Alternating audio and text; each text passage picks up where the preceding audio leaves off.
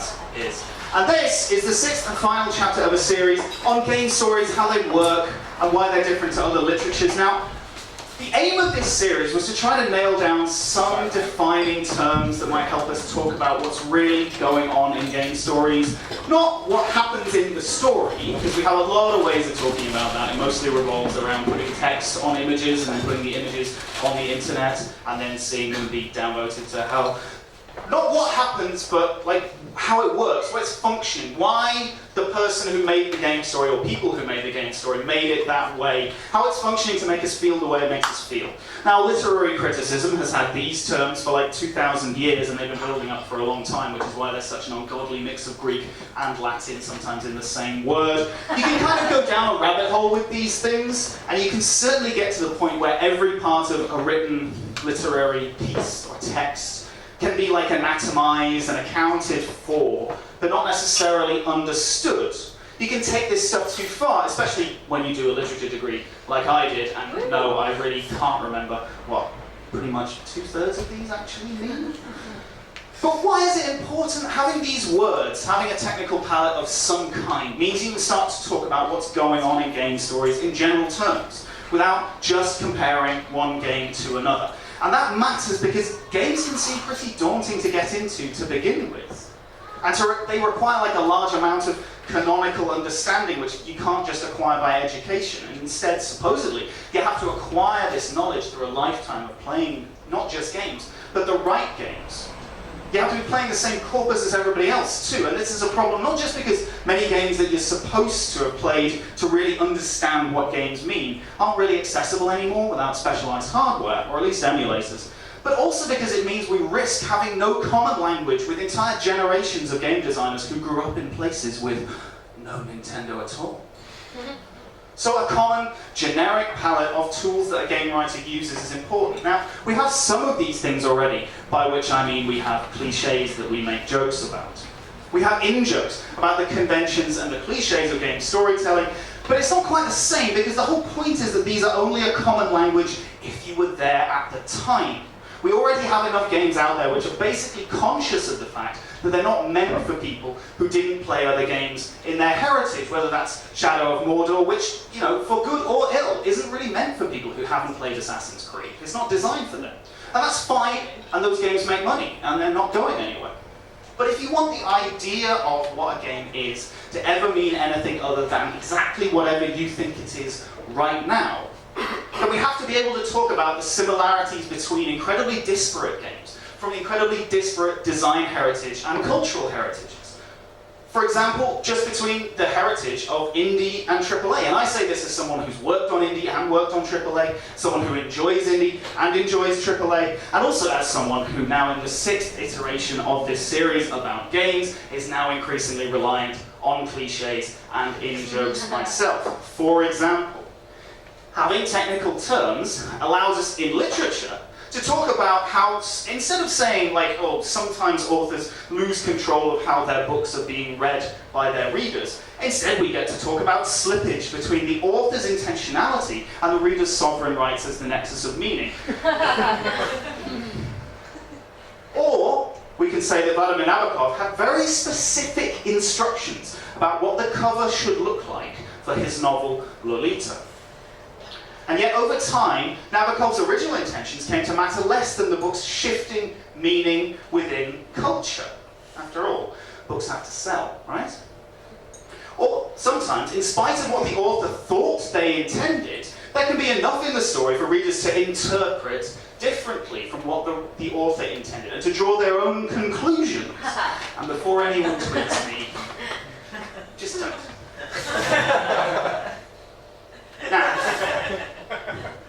yeah, wake up, sheeple. Now, we talked a lot about a whole bunch of tools that authors and filmmakers and so forth use to create their literatures, starting with dramatic irony. And we've attempted to apply these terms to games to see what happens with, well, let's call it varying levels of success. Sometimes I've had to stretch these terms in order to be able to apply them to games. Sometimes I've had the opportunity to reclaim these terms and try, with a, again, varying degree of success, to give them some kind of new meaning specifically for games.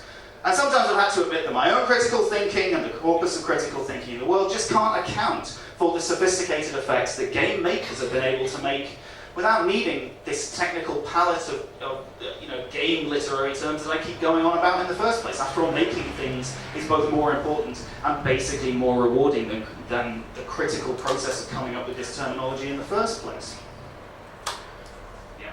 Alright, this is the rest of them. It's cutting off the bottom, but this is what we've talked about so far. This is my favourite slide.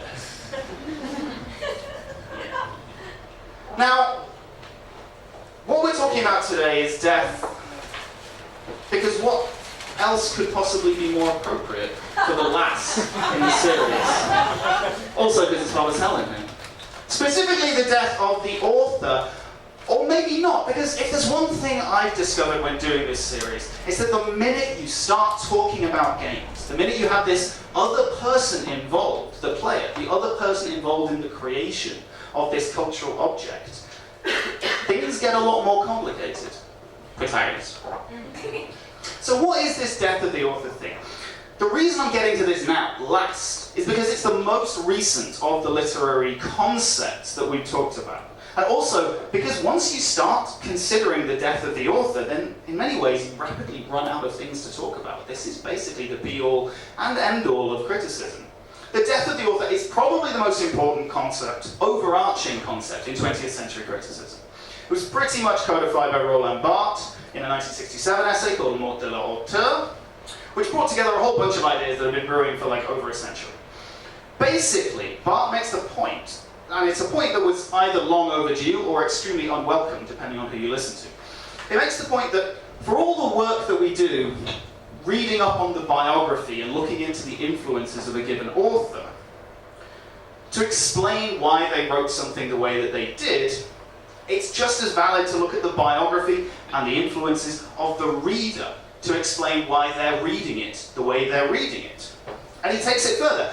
Trying to find some kind of definitive single message, some meaning, some central definite idea or central lesson in the text, whether it's a book or a film, based on who the author was, is kind of missing the point, and it's missing out on literature's capacity to give you multiple different meanings all at the same time that can exist alongside one another.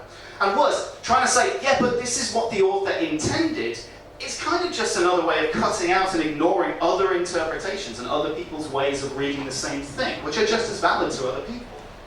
So in short, this thing, the unity, a text's unity, the meaning, the idea of it as a central meaning, if you will, the idea that that's a single stable thing, it's not defined by the author, by the origin, but by the destination, i.e. the reader. It's not about what the author wrote, it's about what the reader reads. Or to put it another way, just because a book has an author doesn't mean they're the authority on the book. Now this is a founding idea behind most of modern art in its way. If you're looking for fancy quotes when you talk about fan fiction practices, for example, Roland Barthes is the place to be. Because this idea is the reason that, for example, even though J.K. Rowling has gone on the record saying that Draco Malfoy is a sad, conceited, cowardly gnome with a pointy face, this doesn't mean you have to close down your DeviantArt account. It's time to turn it down a little bit. This is on the first results page. Now, Barthes' thinking was incredibly relevant, not just because how artists had started to see the world in the 20th century. Artists were increasingly resistant to the idea that there was a single authority in the first place, that they should be responsible to, that their responsibility was to convey a single truth. But also because the way that art was being made was starting to change really, really rapidly. It's not at all unusual now for us to think of a TV show or a film having its creators involved in its readership, in its fandom in the first place, whether that's on Twitter or in the 19th century via journal subscriptions. The idea that a movie might have been made for the fans or even changed after the fact for the fans is nothing new to us now, and as consumers, we're starting to think that we're entitled to this. It's nothing new, it has been happening for hundreds of years in one form or another. And it should be really familiar to us as game players, because it's commonly said by me and lots of other people that games aren't really finished when they're shipped. The people who make them do the best they can, and then they hand them over to the player, and the player finishes them. The game maker takes it so far, and then it's over to us. The intent of the game maker is increasingly irrelevant in this interpretation, because their job is to curate an exhibit, like in a museum, and then we're free to walk around it in whichever way we choose. But equally, this has also formed part of a really recent, important discussion within games and about how we relate to games. Because games tend to be designed with the player as absolutely sovereign, as the central thing, as the person who the whole thing is for and about. Now, Mattie Bryce talks about this in her essay, Death of the Player. This approach makes it hard to make games about things that we don't control, or things that we don't agree to, things that we don't consent to, like being marginalized or being oppressed or having little physical power. Because if we expect a fair and a balanced and a well-designed game world, then we experience things like marginalization and having little physical power as if they're poor and unfair design. But in another essay, Bryce talks about that a lot of this is due to how we tend to assume that this relationship between the game maker and the game player isn't just about author and reader, but about producer and consumer. That in fact, the idea of being a player is starting to become inseparable from the idea of being a consumer, and not just a consumer, but a consumer advocate. And not just a consumer advocate, but a consumer advocate for a particular interpretation of what good design is. For example, that we're always supposed to be giving power to the player. And this idea of the gamer as consumer advocate, often in the conventional sense of player empowerment, over other artistic considerations, it's so widespread that now developers have to seriously consider specifically designing the first 2 hours of their game to be a little bit more friendly to the player in order to stop players from refunding it within Steam's 2-hour refund limit. Which means that this type of approach is actually affecting the way people are making their games. It's good for consumers, it is, in the short term. But also, treating the first 2 hours of your story as a demo, which has to be broadly appealing, or as broadly appealing as possible, kind of limits your ability to tell sophisticated stories. Certainly makes it hard to imagine Half-Life being made today, because it appears to be a walking simulator set in an office. The only action is exploding things in the microwave. Yawn. Thumbs down. And that's all it would take. A few people even take this idea further. A few people argue that a game that's frustrating to the player, even if the frustration is part of the design, like in Depression Quest, for example, that a game like this is not just violating an agreement to give the consumer what they expect, it's violating what games actually are. That games are supposed to be just about giving you the product of empowerment. To which, of course, the only sane response is to say, buyer beware.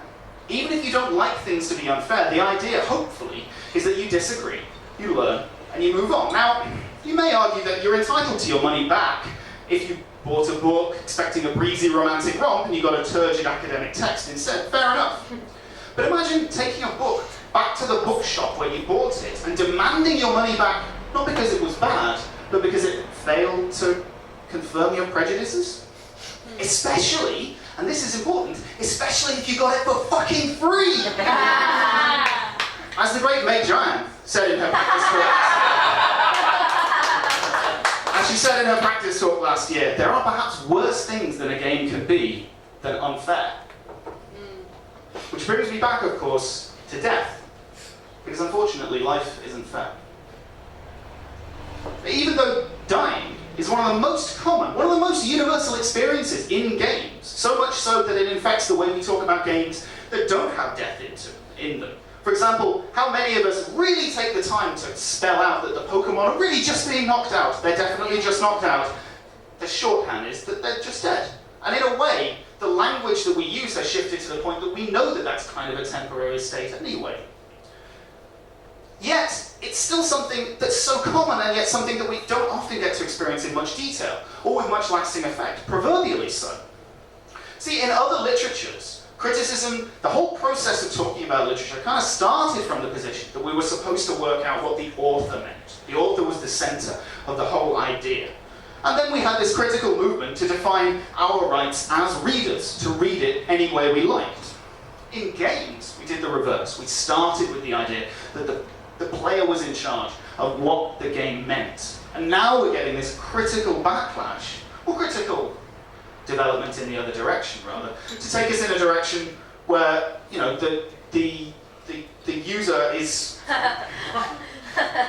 able, the game maker is able to kind of define and limit the power space, the capacity space, the amount of power that's given to the player. Because after all, we are pretty suspicious of game auteurs, right? Mostly.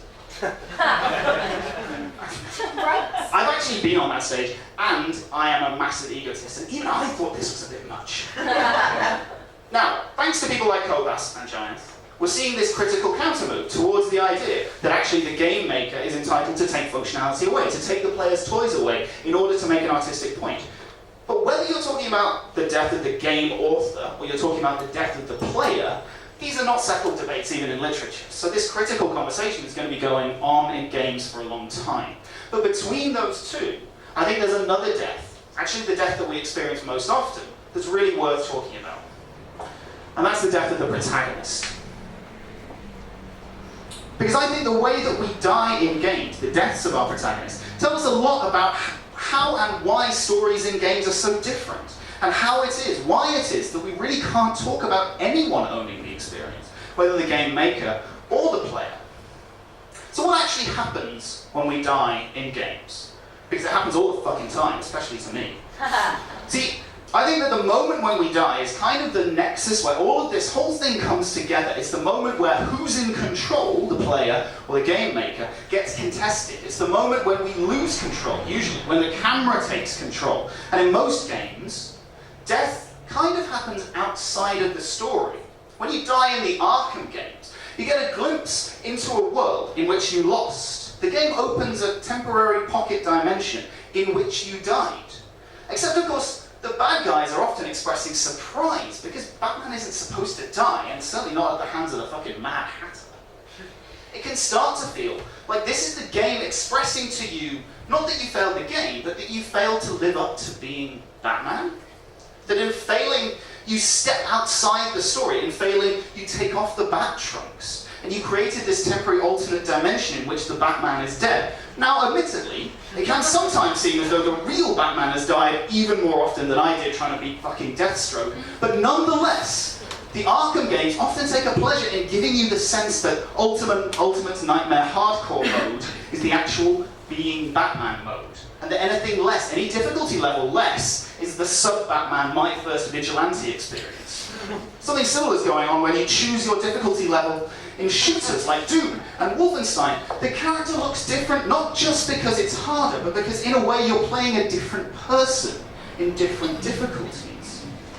And when we die in Doom, that's the only moment when we aren't fully in control, which is usually true in most first-person experiences. The act of dying often arrests the camera. Suddenly you're in full control, you're master of your environment, and then at the very moment of death, this is when the camera is taken away from you, and you juggle around and you fall to the floor. This swaying and falling, sometimes these last gasp moments get pretty elaborate. They're disorienting, they're even punishing. And death is, appropriately enough, a loss of control and a punishment for failing. Except that these kinds of effects only work because you're at a level of distance from what's happening. Because if you try to do the same thing in VR, it gets much more difficult because of immersion. Suddenly arresting the camera, taking control away, oh no, now you're in death mode, you're swaying and you're falling to the ground. That induces nausea almost instantly in VR, to a point that is very YouTubeable, if we were allowed to release any of those user testing clips. But we've also found that just abruptly cutting to black causes a dislocation as well. It's alarming and it's shocking, but it doesn't feel like dying. Even if you're not suddenly unconscious, that smash cut to black, that's the moment when you're yanked out of immersion, out of embodiment, whichever buzzword from VR you currently are choosing to use. That moment of darkness actually is often the moment when you remember that you're sitting in your living room wearing a plastic helmet. And that's part of the reason why in the assembly, which I worked on, which came out last week for Oculus and Vive, and which is out soon for PSVR, there are a few different kinds of failure, but we ended up just not having any death at all. Spoilers. Except, is it a spoiler?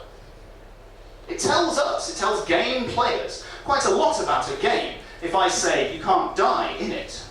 It maybe even removes some of the tension, but it can't really be called a story spoiler, because any game's story, per se, usually only really exists, in the fullest sense, if the protagonist or protagonists survive to the end. In my Mass Effect campaign, as hard as it was, I made myself not reload the game when Tali died at the end of the second game. And I made myself go through the next game without her. And I just got into her hermetically sealed pants. But I wanted that death to feel real. But when Shepard dies, I reload it without a second thought. Because that death isn't part of the story. That's how death works, right? It's relatively rare that a game will encourage us to consider that our story actually ended with our death. Maybe the world never got saved. Maybe someone else stepped up, I don't know. I walked off a ledge and died in chapter 2. Now this is partly because games have trained us to feel entitled to have another go. But it's also partly because games are designed by and large to only really make sense as something that you can complete. Maybe this is a holdover from older literature. After all, if you get halfway through a Sherlock Holmes story and then you put it down to go and make some breakfast and then you just never pick it back up again, you don't conclude that Sherlock Holmes never solved the mystery. That's not how books work. And equally, there is nothing stopping us from making a game with a complete story where, if you die at any point, the game just uninstalls itself and prevents itself from ever being installed again. Except, of course, that game sounds like the kind of game that only an overfunded lunatic might make. And people wonder why we're suspicious of game auteurs. Sometimes we can pinpoint the exact moment when this death phenomenon happens, when our reach of control inside the game ends. The very moment when a fight goes from, close call, nearly didn't make it, to this alternate story where this alternate previous version of us died. Usually a pretty short alternate story. And usually one in which the world is a sorrier place. I've talked about this before, but who here has played Uncharted? And who here has accidentally flung themselves off a cliff? Don't bother, keep your hands up, everybody. You can pinpoint the death moment exactly, can't you? Because there's a zone of death when you throw yourself off a cliff. It's not like he impacts the ground every time. He falls a certain distance you can see because he convulses. The moment of death, the moment the ragdoll sets in and control is taken away. And you shift instantaneously from this graceful killing machine into this tight-jeaned tailor's dummy who's unable to stop himself having his arms bend in impossible ways and just hitting his head on a rock. This shift of control, in some ways it's quite appropriate to the act of death, and yet it doesn't look realistic somehow. And your companions shout nay, no, showing you that the world is a worse place because you failed. But hypothetically it would be, because by the time you've had a chance to think about it, you've respawned. And you're alive and wisecracking again, and your guns are reloaded. And The Last of Us takes this a bit further because it builds in a bit more story. It creates a bit more of a new dimension into this short para story where you die, because, of course, when you die in The Last of Us, it's almost always implicit that because you're gone, Ellie is going to die as well. And that's very fitting for the game's escort aesthetic. But in most cases, in most games, when you die, the game relies on the story already told for you to understand that shit is now fucked. And there usually isn't enough time between respawns for us to follow the train of the story to think, well, if I died, then there'll be no one to stop Makarov, which means that the uranium ship will make it to the States, and oh no, that sounds terrible, oh no, wait, I'm back, okay, let's do it. Life is pretty cheap in most games, even story-heavy games, but the cheapest life of all seems to be the protagonist. And maybe it's this that keeps us at a distance from emotionally engaging with a lot of games.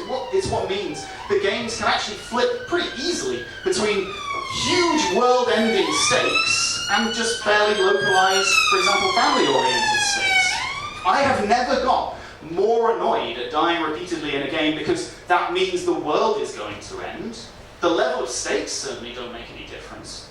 In fact, if you die and you know that the world is going to end, what difference does it make? Because, of course, when someone dies, a whole world dies with them. Except that this also limits us from depicting certain experiences in games, like genuinely sacrificing yourself. Because, after all, if you save a life, then you also save a whole world. I was talking last month about how Persona 4 lets you be just wrong enough to end the game prematurely in what looks like a genuine ending. But imagine sacrificing your game life, sacrificing your ability to experience the rest of the game in order to keep an NPC alive. It'd be an interesting moment. be prone to accusations of poor design, sure. But it's also a moment that I'd be proud to write, even if only like 0.1% of players went for it.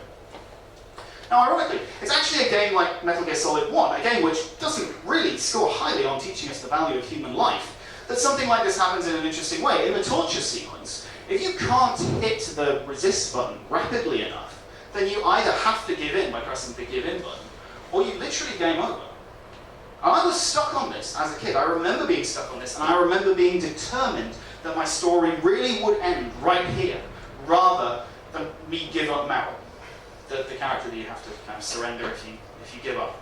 And it's an interesting way to force players to face this unwinnable situation. And of course, it wasn't until much later that I discovered my friends were completing it using the motherfucking turbo button. This is also the kind of moment that happens in 80 Days, which I won't spoil, because if there's anyone here who hasn't played it, then you really, really need to get on that. But by and large, I think this is part of the reason that games, even games with a story, are usually about basically superhuman empowerment fantasies of one kind or another. It does make sense, because the higher the level of jeopardy, of risk, of threat, of number of guns being shot at you in the game, the more, theoretically, we're going to die. And therefore, the higher the level of dislocation between our death and the story. The more deaths that happen, the less they'll have an impact on the story. So the protagonist has to seem to be someone who seems like they could overcome all these challenges and complete the story even if we die. If we walk away from the game, we can't walk away feeling like, oh, well, they'll just be stuck without us. In most games like this, success belongs to the protagonist. Only failure belongs to the player. And I think that's actually part of what makes critics like me hostile, maybe unfairly, to when game protagonists make stupid decisions that we're forced to go along with. Because the game has trained us to expect the protagonist to be only as fallible as we are. In fact, in these kinds of games, the protagonist is functionally immortal, at least until the end of the game's story. They're only permitted to die as a result of our action or our inaction. We certainly wouldn't want a game's protagonist just suddenly dropping dead of heart failure midway through the final level, as plausible as that sometimes might seem. Now, games can create a sense of real fragility of life, a sense that the protagonist character is genuinely as mortal as a member of the cast of Game of Thrones, that they can't cope with what's happening on their own, that it's only thanks to us that they overcome their challenges. This is a difficult balance, though. It's hard to build, and it's even harder to maintain, and it doesn't lend itself to bombastic games. I mean, take No Russian. One of the most common criticisms of No Russian, which, by the way, is one of the most interesting things that action games have ever done, is that the fact that you're killed at the end cheapens the sequence. You've seen so much death, it might seem like, what difference does another death make? But more importantly, it highlights the fact that your decision in the airport about whether you start shooting at people doesn't matter because they were going to kill you anyway. Instead of putting the player into a moral quandary, it creates another one of these temporary pocket universes in which you get to dip your toe into participating in an atrocity. You don't have to live with your decision, even if you wanted to. So games tend not to, or aren't able to, build in the idea or the ability to die a good death, if you believe in such a thing. If a heroic self-sacrifice happens, it'll be in the final cutscene and not before. So is there something about games that makes them formally unsuited to dealing with mortality? You can make that argument, but frankly, I refuse to end this series on a downer ending. Check it on TV tropes. The thing is, death is the one thing we're all going to have to deal with, sooner or later, and if you're lucky, you get to choose how you face it. And I think that's the one thing that does unite us as game players. Because there isn't one set of game histories, or of game heroes, though games have created some of the heroes that have meant most to me. Heroes are always going to mean more to some people and less to others. But choice, that's the one thing that we have in common across all games. We as game players have made millions more choices in our lives than anyone who came before us. And I happen to believe that making those choices, that history of choice behind us, can empower us if we let it. We're used to having control in the simulations that we play, yes, but always and more, there are limits to that control, even in our games, and yet we're also always feeling for the edges of those limitations. We're always trying to find out how far those limitations can be bent and broken, how far we can game the system. One of the things I love most in games is called the Lord British postulate, which states that if an NPC exists inside an MMO and is supposed to be unkillable, someone will find a way to kill it. It's named after Lord British, who was the in-game avatar for Richard Garriott inside the Ultimate games, and he was the ruler of the given realm in the Ultimate game, and he was basically a high-level quest vendor, and he was supposed to be unkillable, but people kept finding ways to do it, either by giving him poison, or burning down the castle, or dragging the world boss all the way back to the starting area in order to kill him. It's kind of a shame that this involves death, and yet I still find it inspiring. After all, death is one of Ultimate's main gameplay loops. It's one of the player's main means of interacting with NPCs, and players didn't think that anyone should be exempt from that, even Garriott. And I think that's kind of cool.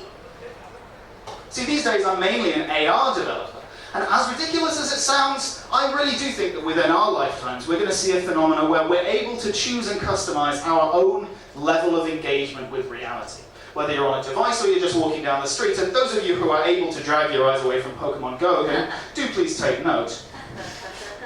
If what makes us human, what differentiates us from the NPCs in the games we play, is our ability to choose, then I believe that games are pretty good training for that world, where your level of engagement of reality is a choice, not something that's forced upon you. We can argue the toss about whether games do train us to make good choices, though I believe that by and large they do, because as humans we still like heroes. But in a world where it seems like we have more choices to make than ever, and sometimes they seem harder to make than ever, I choose to believe that the games we love have prepared us to step up and do the best we can with that.